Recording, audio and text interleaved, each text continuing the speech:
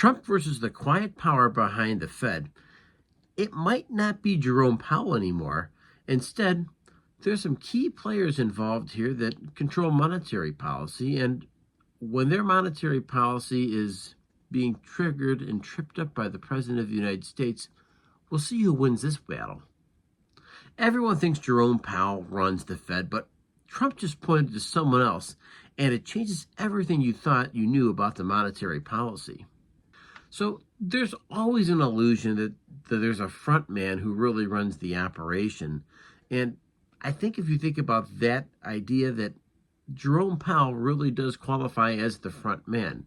He's out there talking, delivering speeches, being interviewed on news stations, and of course making headlines anytime he opens up his mouth. But Powell does give these speeches, he testifies, but he no longer is the one really setting the direction of the Fed.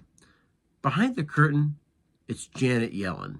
And behind her, well, quiet pressure from the IMF, the BIS, the Goolsbee-style policy architects.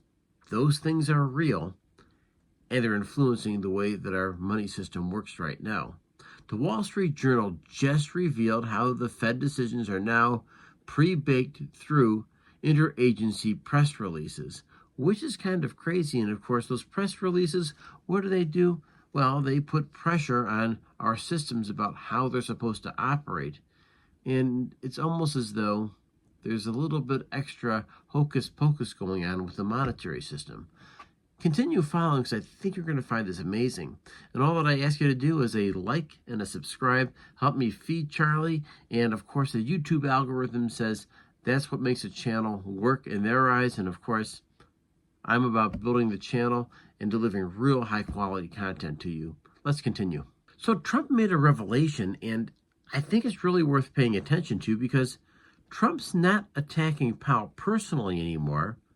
He's going upstream on this battle. He's calling out the structure. And when you call out the structure, you're calling out everyone and everything associated with it. You've got economists at the IMF, the Davos, making decisions that should be voted on in Congress, and he's not wrong. So why is this hitting us now? Well, when unelected bodies control inflation policy, you lose say over your savings, your mortgage, credit card rates, and your future. And I think a lot of us really hesitate when our elected officials aren't speaking for us, but instead, this incredible bureaucracy are the ones calling the shots. People who don't care whether it's a Democrat or whether it's a Republican in office, because they always have a job and they're always calling the shots. And the rest of those people that are politicians, they look at them as they're just visiting, which is kind of a scary thought if you think about it, because who does our democracy belong to? Elected officials or bureaucrats? So if you're here watching and you already sense something's a bit off, you're not alone. You don't want the Fed to speak. You want the truth. That's why you're part of this community. And this community has some deeper insights. We have amazing people here watching, and when you speak up, amazing things happen. And maybe most importantly, not only you're connecting the dots, you're giving insights, and you're educating everybody else here. And I've got to tell you, I'm so incredibly pleased with the people that are involved in this community.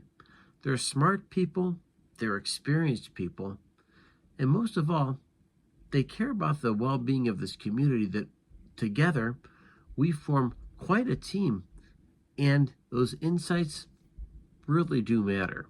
So remember, folks, the biggest battle we're fighting every single day is the one between our ears.